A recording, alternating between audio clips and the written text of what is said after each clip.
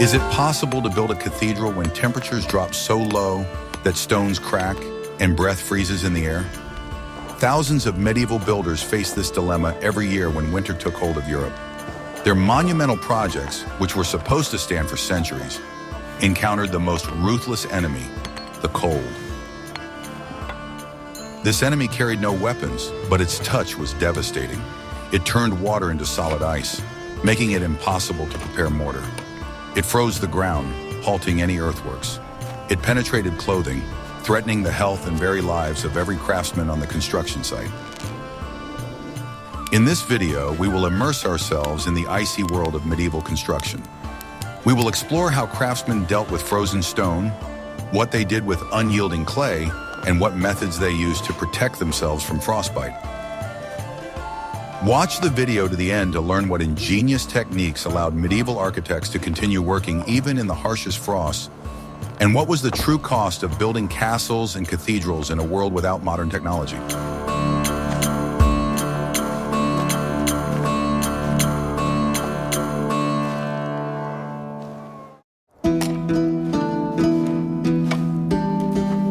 What if I told you that the idea of medieval construction coming to a complete standstill in winter is largely a myth? We are used to thinking that with the first snowfall, all work was immediately halted until spring. The reality, however, was much more complex and interesting than this simple picture. The sales process was continuous and began early in the morning. The butcher processed exactly as much as he could guarantee to sell within a few hours. It was daily, painstaking work based on accurate calculations of supply and demand. Leftovers from the evening were undesirable and considered a significant loss for them. Medieval construction was an incredibly expensive and labor-intensive process that stretched over decades, even centuries. Customers, whether kings, bishops, or wealthy cities, did not want to put up with long downtimes. Economic pressure forced master masons to look for any opportunity to continue working. Contracts with guilds and individual craftsmen were often concluded for a specific period. Failure to meet this deadline due to weather conditions could lead to serious financial losses. Therefore, the task of the master builder was not to stop construction, but to rebuild its rhythm. Of course, this method only worked in densely populated cities where there was constant and high demand. In rural areas, where each family ran its own farm, the processing of animals was a seasonal event, but it was the city markets that perfected the art of quick sales. Thus, construction did not die, but only changed its appearance. It moved under the roof, deep into the quarries, and into the carpentry workshops.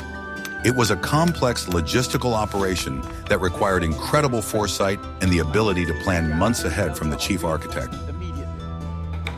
In addition, this method meant that the consumption of fresh meat was a daily routine for those who could afford it. Townspeople did not buy it in advance. They came to the market every day for a small piece for their daily meal, knowing that tomorrow morning the butcher would again offer them fresh goods. Activity on the site became less visible, but no less important. Preparing materials for the coming season was a key task. The quality and quantity of stone, logs, and lime prepared directly affected the pace of work that could be developed with the arrival of warm weather. This was a time for accumulating resources and detailed planning. While blizzards raged outside, work was in full swing inside the temporary workshops. It was this winter activity, hidden from view, that largely ensured the astonishing pace at which Gothic cathedrals were sometimes built. So, winter was not the end, but a pause in one part of the work and the beginning of another. It was a test not only of technology, but also of managerial talent. We would be very interested to hear your opinion. What do you think about this kind of work organization, where entire guilds switch to different tasks depending on the season? Write about it in the comments, and don't forget to subscribe to our channel.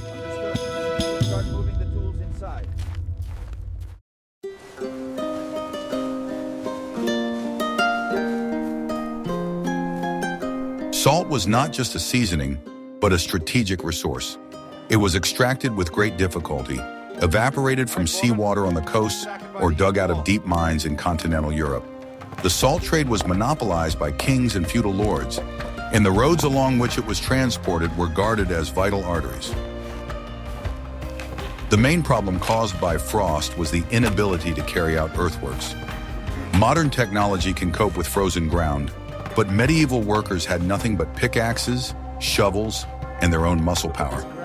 It was impossible to break through ground that was as hard as rock. Medieval tools were simple and functional, but powerless against a deeply frozen layer. Shovels, often with only a wooden handle and a metal-bound edge, simply broke. Pickaxes bounced off the icy monolith, chipping off small fragments at best. The construction of any stone building, be it a castle or a cathedral, required a massive and deep foundation. The walls had to rest on a stable base that went below the freezing depth to avoid deformation in the spring. This meant that huge trenches had to be dug. That is why the entire construction season was planned around this task. The master builder had to calculate everything so that the foundation pit was dug and, ideally, filled with masonry before the first serious frost. Any mistake in the calculations was fatal. The brine not only preserved the meat, but also changed its texture. It penetrated deep into the fibers, making them denser.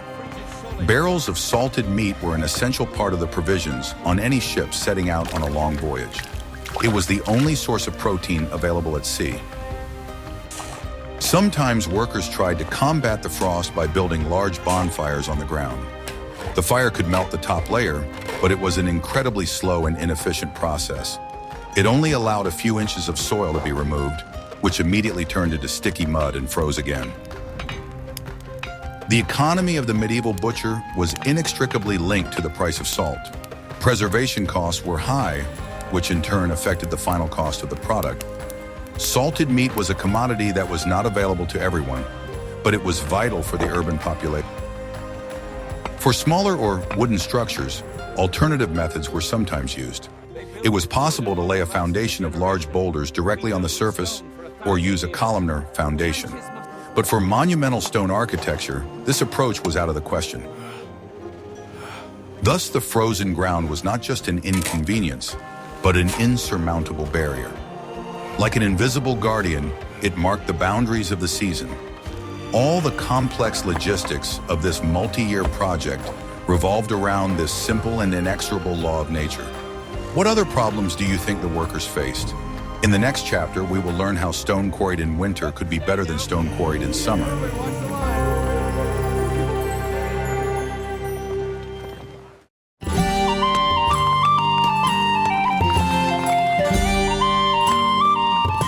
I will reveal a secret that turns our ideas about medieval construction upside down. Contrary to intuition, winter was not only an enemy, but in some cases, an ally of builders. This was especially true for one of the most labor-intensive processes, the extraction and transportation of stone.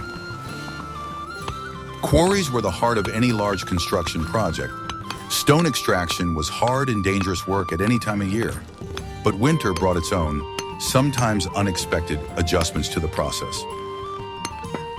What if I told you that frost could help stonecutters? In some quarries where layered stone, such as sandstone, was mined, workers used the water wedge method. They hollowed out depressions in the rock, filled them with water, and waited for nightfall. As it froze, the water expanded with tremendous force. This natural hydraulic wedge created cracks in the stone or broke entire blocks away from the massif. Frost did some of the hardest work for the workers, allowing them to split the rock with less effort. Of course, there was a downside to this method. Stone saturated with moisture could not only crack in the right place, but also split into small pieces unsuitable for construction. It took a great deal of experience to calculate exactly where and how much water to pour. But the main advantage of winter work in the quarry was not in extraction, but in transportation. Transporting multi-ton stone blocks from the quarry to the construction site was a colossal logistical task. Roads in the Middle Ages were in terrible condition, especially in autumn and spring. Wheeled carts pulled by dozens of oxen got stuck in mud and deep ruts.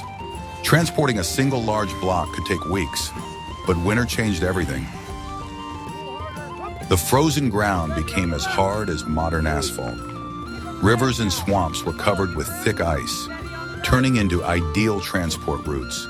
The ground, which was impassable in summer, became the perfect road in winter.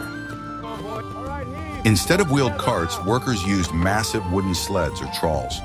The friction of sliding on snow or ice was significantly lower than the friction of rolling on mud. This allowed the same amount of traction to transport much heavier loads. Thus, winter was the high season for logistics. Construction sites located near rivers actively used this icy route. Stone quarried in the quarry was transported en masse to the construction site during the cold months, forming a reserve for the future spring and summer seasons. If you enjoy learning such obscure historical facts, please like our video and subscribe to our channel so you don't miss new episodes about survival in the Middle Ages.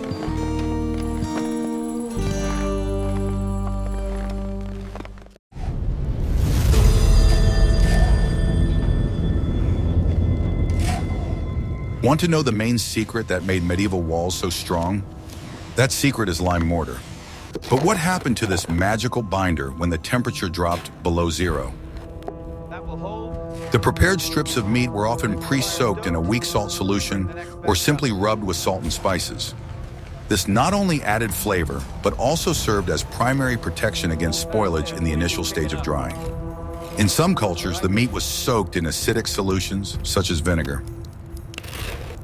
This reaction requires two key conditions: time and the presence of water in a liquid state. This is where winter dealt its main blow. At sub-zero temperatures, the water in the fresh solution immediately froze. Sunlight and dry air did their job. Moisture quickly evaporated from the surface of the meat. Gradually, the piece lost up to 70% of its original weight, turning into a hard, light, and very nutritious product. The process required constant monitoring. It was necessary to keep an eye on the weather, as sudden rain could ruin the entire batch. At night, the meat was often brought indoors to prevent it from getting damp from dew. Master masons were well aware of this danger. They understood that every joint affected by frost was a weak link in the entire structure. Therefore, there was an unwritten rule: to stop any important masonry work with the onset of sustained cold weather. Even if the frost was not severe, it significantly slowed down or completely stopped the chemical hardening reaction. The mortar could remain wet and vulnerable for several weeks. A sudden cold snap during this period could destroy all the work that had been done. This vulnerability of the mortar was the main reason why the construction of exterior walls was considered exclusively seasonal work. No self-respecting master would risk his reputation and the safety of the building by laying bricks in the cold. The strength of the structure, designed to last for centuries, was at stake. Therefore, builders were forced to either stop laying bricks altogether or resort to incredible tricks to create an artificial summer around the workplace. Preserving unfinished walls was a difficult task. They were covered with straw, wooden shields, and even layers of manure, which gave off heat as it rotted. All this made winter a real headache for the chief architect. He had to constantly monitor the weather, make difficult decisions, and take responsibility for every stone laid. What was the alternative to a complete standstill? In the next chapter, we will learn how the builders tried to cheat nature itself and make the mortar work in the cold.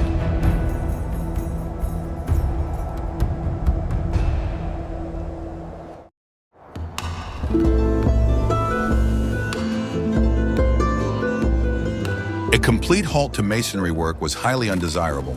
For construction companies at that time, every day of downtime cost a lot of money, and customers, as a rule, could not afford long delays, especially in winter, when work slowed down or stopped altogether due to the cold. This put the builders in a very difficult position, because without construction, financial ruin could ensue, and without completion of the project, their reputation could be ruined.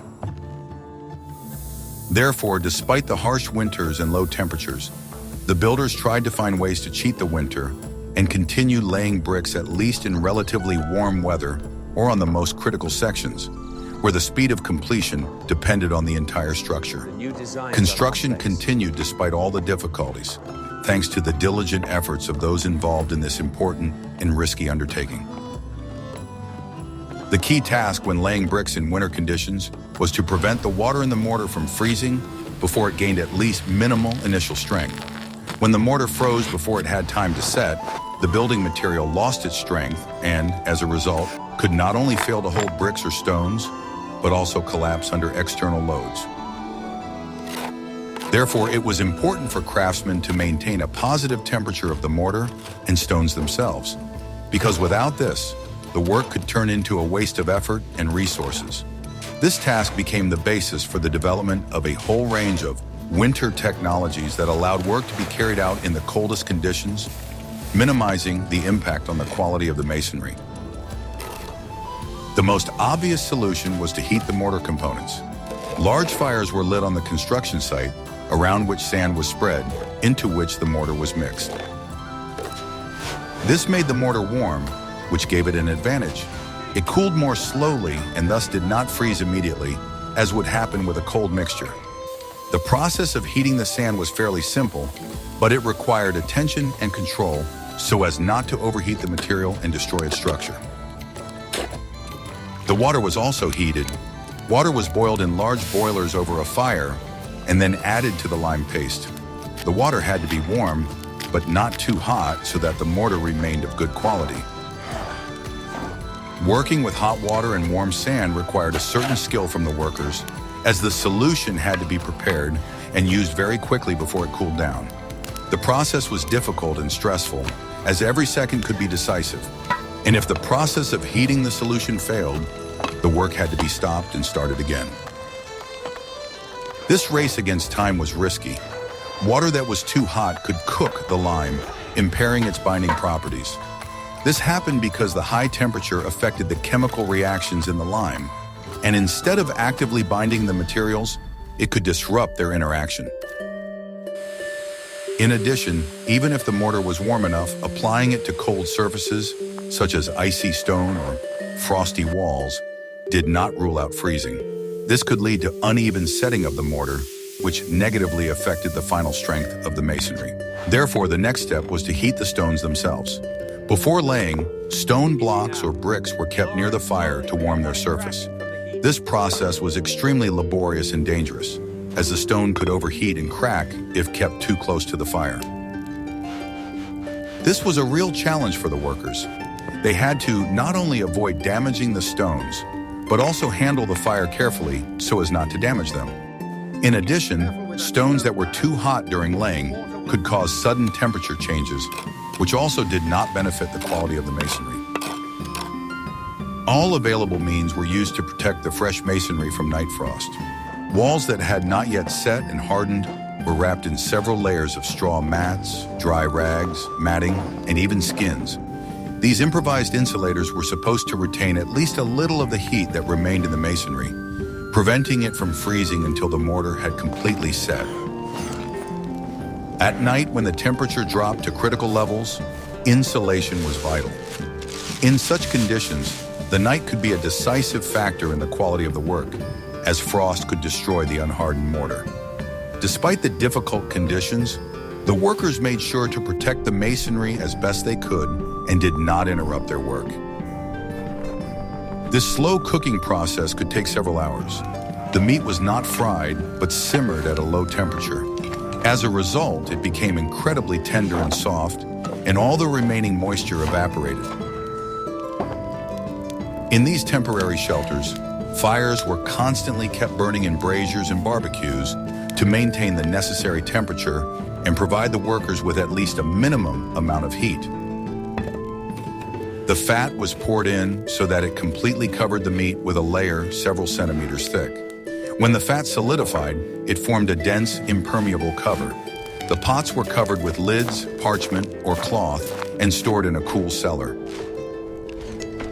Smoke and carbon monoxide from the braziers also created additional problems. These conditions made winter work not only difficult, but also hazardous to the health of workers, who often suffered from poor ventilation and constant exposure to harmful substances. There was also a more advanced but controversial technology called hot lime. Instead of traditional slaked lime, quicklime was used, which released a huge amount of heat when it came into contact with water. This exothermic process could heat the mortar from the inside, slowing down its freezing and increasing work efficiency. In addition to meat, other products, such as mushrooms, could also be preserved in fat. It was a universal method of creating long-term preserves that not only did not spoil, but also became tastier over time. The confit method is the pinnacle of medieval culinary ingenuity. What other ways do you think fat could be used to preserve food? In a world without electric freezers, nature itself was the butcher's main ally. Using cold to preserve food was the most obvious, albeit seasonal, solution. Medieval people masterfully learned to use the natural sources of cold that the earth. The simplest and most accessible refrigerator was the cellar. Deep, dug into the ground and often lined with stone, cellars maintained a stable low temperature all year round. Even on a hot summer day, a good cellar was cool and damp.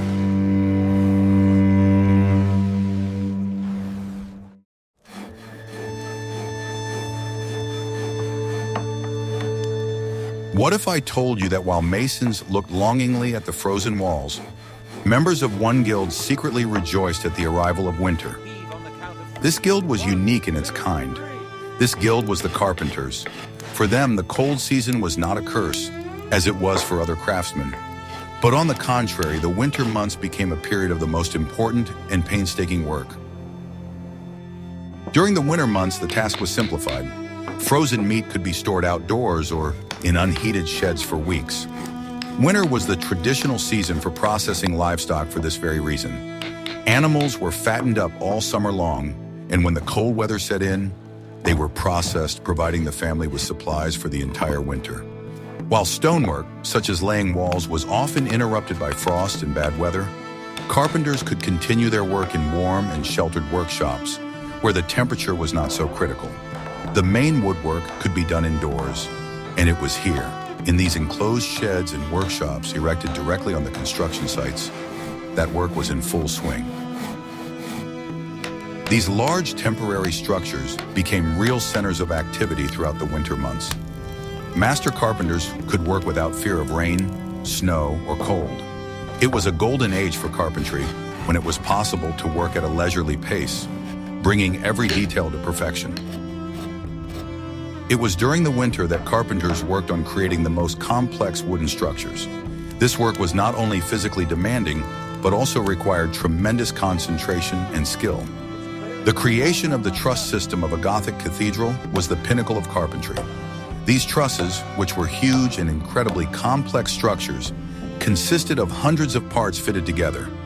Each element, whether a beam, truss, or connecting node, was calculated with precision to ensure that the structure was not only strong, but also durable.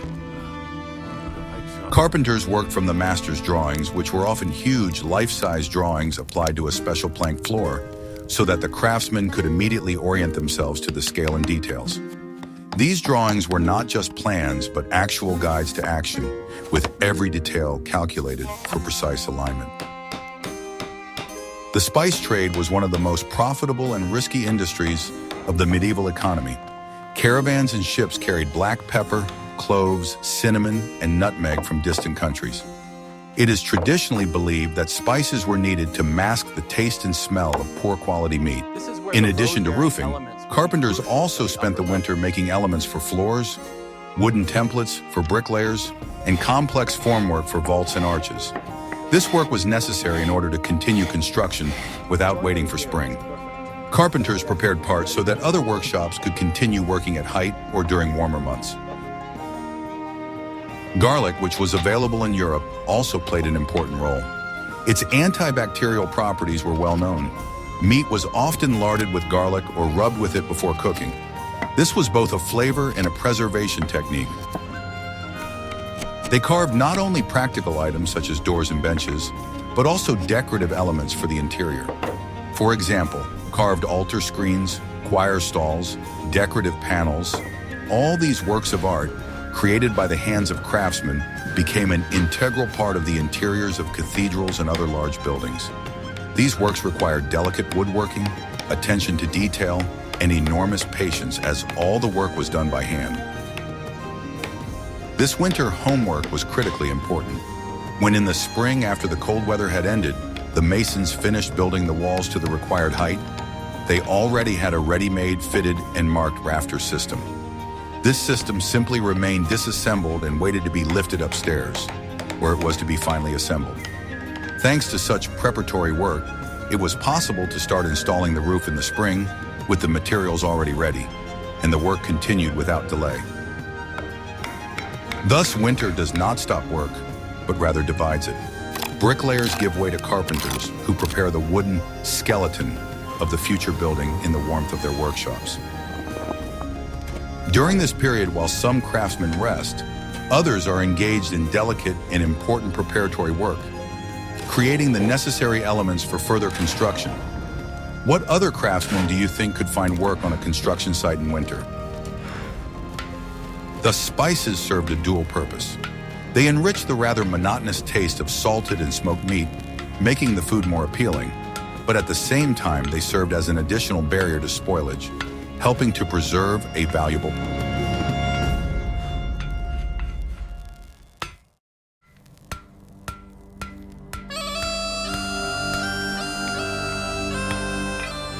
On any medieval construction site, the smithy was one of the busiest places.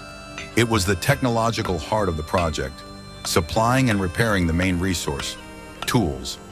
In winter, oddly enough, the importance of the smithy only increased, and the work there took on new specific features.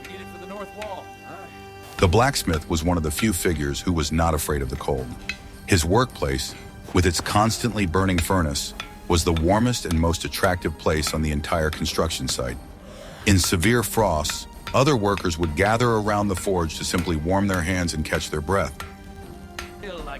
However, there was a downside to this. The sharp temperature difference created particular difficulties for the blacksmith. Running out of the hot forge into the frosty air was a serious test for the body, but the main problems were related to the metal itself. The main task of the guild was, of course, to protect the interests of its members and to create a system that would guarantee quality goods for buyers. But this was impossible without adhering to the high-quality standards that the guild had set for all market participants. Therefore, the blacksmith's main task in winter was endless repairs. He tirelessly reforged broken pickaxe teeth, repaired hammers, sharpened blades, and welded steel tips onto wooden shovels. His hammer clanged from dawn to dusk, keeping the construction site in working order. In addition to repairs, the blacksmith was engaged in the manufacture of new tools to replace those that were completely out of order. He also forged a huge number of nails, staples, door hinges, window grills, and metal ties for masonry. This work could be done at any pace and did not depend on the weather. The winter period was also used to stock up on supplies. The blacksmith prepared hundreds and thousands of identical items that would be needed in huge quantities with the start of spring work. It was monotonous but necessary work that ensured future progress. Shackles and chains were a special item. Many were needed for lifting mechanisms, cranes, and scaffolding. Winter gave time to calmly forge each link, test its strength, and prepare it for spring loads. The blacksmith was also responsible for sharpening tools. Every evening, carpenters and bricklayers brought him their tools, which had become dull during the day, and the blacksmith, by the light of the forge, restored their sharpness, preparing them for a new working day. Thus, in winter, the smithy was transformed from a simple workshop into a center for repairs and life support for the construction site. Working in extreme temperature conditions, the blacksmith literally held the productivity of all the other guilds in his hands.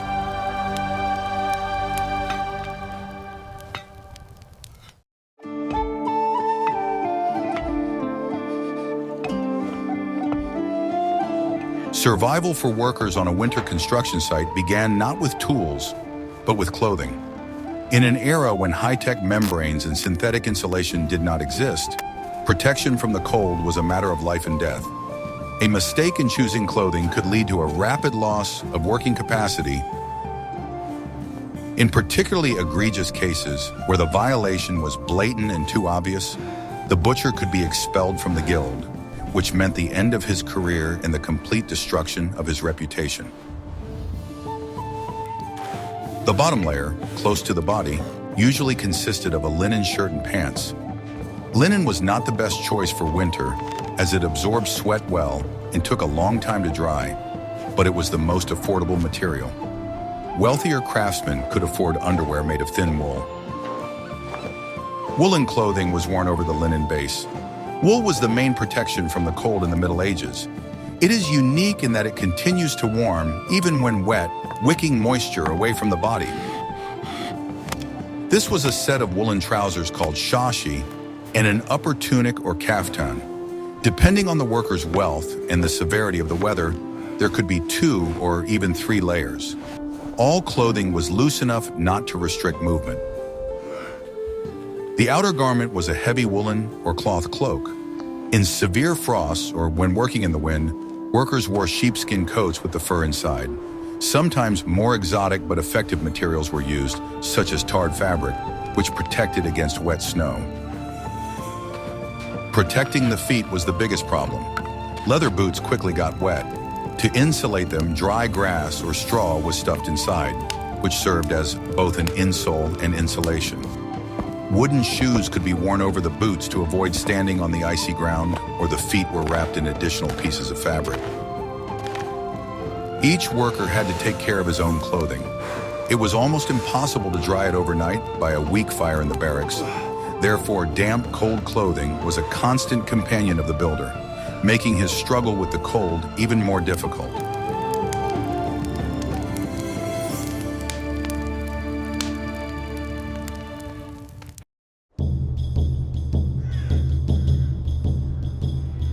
Working in the cold for hours, doing heavy physical labor, was not just uncomfortable, it was dangerous.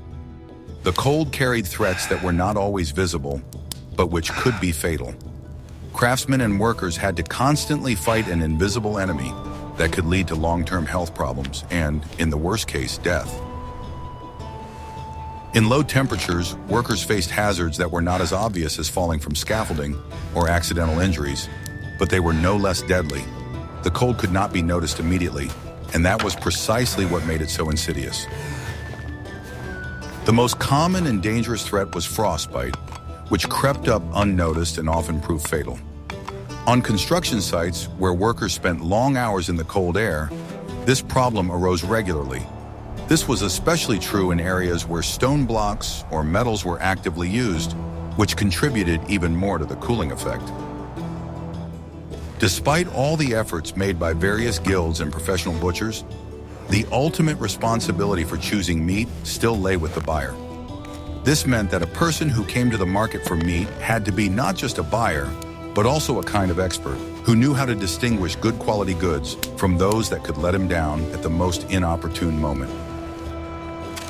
Often, a worker absorbed in his task would not notice how his fingers, holding a hammer or chisel, were beginning to go numb. At first, there was a slight numbness, but over time, the fingers became wooden and lost their mobility. This was a critical point, after which irreversible tissue damage occurred. In the most severe cases, frostbite led to the loss of fingers or part of a limb. The loss of one or more fingers for a bricklayer, carpenter, or any other craftsman meant the end of his professional career. He was transformed from a respected master into a disabled person who could no longer work and provide for his family. For such people, it was a disaster not only from a physical point of view, but also from a social one. In medieval society, the loss of working capacity literally meant the loss of one's place in life. Workers used more than just mittens to protect themselves from frostbite. Often, in order to warm themselves up a little, craftsmen constantly tried to warm their hands. Workers often breathed on their fingers, hid them under their armpits, or rubbed them together. These old methods temporarily alleviated the suffering, but did not solve the problem, as the cold remained a constant threat. Charcoal braziers were sometimes placed on construction sites, near which workers could warm their hands for a few minutes, trying to restore blood circulation and prevent frostbite. However, such breaks were short and not always effective, especially if the work was urgent or time-sensitive. Another, even more serious threat was general hypothermia. This danger was especially high in conditions of prolonged exposure to the cold, when workers not only lost heat due to low temperatures, but also wore wet clothes and were exposed to strong winds. The human body begins to lose heat rapidly, and in order to maintain the temperature of vital organs, it begins to sacrifice the extremities. This leads to a slowdown in blood circulation and further cooling. Any foreign, unpleasant, sour smell, for example, immediately indicated that the product had started to spoil. Sometimes old meat could even smell like ammonia. However, an experienced buyer could easily distinguish such smells from the normal aroma of fresh meat.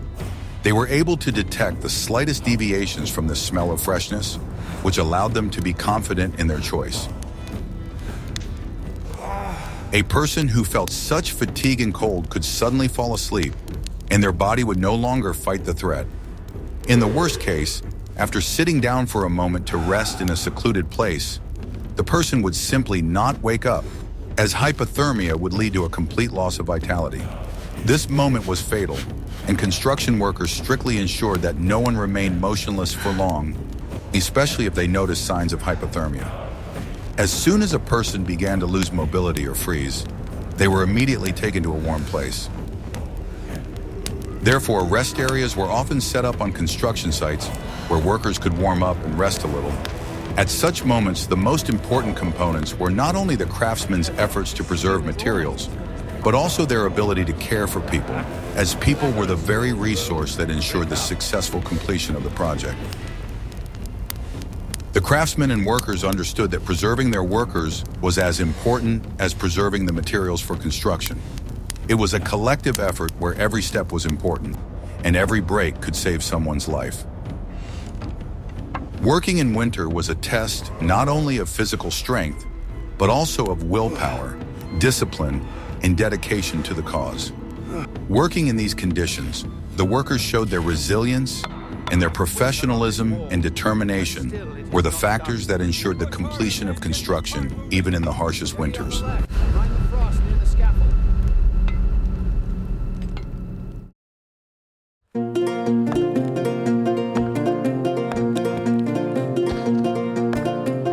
To withstand the cold, medieval workers had to maintain an inner fire. They needed enormous amounts of energy, which came from two sources: firewood for fires and food for the body. Providing these two resources for the construction site was a difficult winter task. Firewood was the currency of survival. It was needed in incredible quantities. Huge fires burned to heat sand and water. Dozens of braziers and barbecues smoked in warm rooms and temporary workshops. The forge consumed an unimaginable amount of coal. The logistics of firewood was a separate industry. Peasants from the surrounding villages spent the whole winter bringing whole carts loaded with bundles to the construction site. The wood had to be dry to give more heat and less smoke. It was a valuable and expensive resource. The right to heat was strictly regulated. The most valuable craftsmen were allowed to sit closer to the fire. Ordinary assistants could only count on short breaks to warm themselves by the common fire. Fuel conservation was as strict as stone conservation. Fuel for the body was no less important. In the cold, the human body burns calories at an incredible rate. Just to maintain body temperature, let alone perform heavy work, a worker needed a diet 1.5 to 2 times greater than in summer. Bread was the staple food, lots of bread. It was the cheapest and most accessible source of carbohydrates. Bread was accompanied by porridge or thick soup, which was cooked in huge cauldrons right on the construction site. This soup was simple but filling. It contained everything that could be obtained: root vegetables, cabbage, peas, and if lucky, a little lard or cheap meat scraps. The main task was to provide workers with hot, fatty, and high-calorie food. Hot food was not only a source of energy, but also a way to warm up from the inside. Lunch was the main event of the day, a short respite when you could sit in relative warmth and regain your strength. The most important element of the diet was ale or beer. In the Middle Ages, it was not just a drink, but liquid bread. Ale was high in calories, relatively safe. The fermentation process killed bacteria and helped replenish fluid loss. Workers were given several liters of weak ale per day. It was part of their pay and a necessity of life. Hot spiced ale was the best way to quickly warm up and lift spirits. Thus, the survival of the construction site depended on two flows: the flow of firewood and the flow of provisions. Any disruption in these supplies immediately affected the pace of work and the health of the people. Winter construction was an eternally hungry mechanism that required constant replenishment.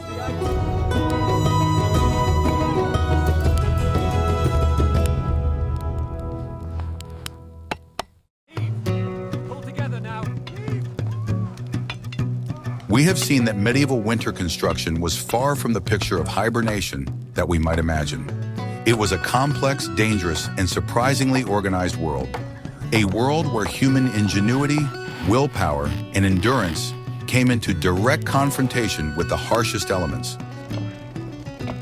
The struggle with frozen stone, unruly mortar, and pervasive cold required not only knowledge, but also enormous responsibility from the craftsmen.